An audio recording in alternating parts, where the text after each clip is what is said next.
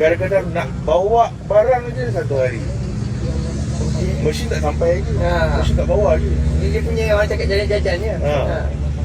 Lepas tu baru orang kemah mesin last. Ui, korang tengok, kalau korang tengok video ni, korang kena hargai orang-orang macam ni. Ni betul hard earning money lah ni kan. Betul. Guna titik penuh kudrat apa semua. Betul.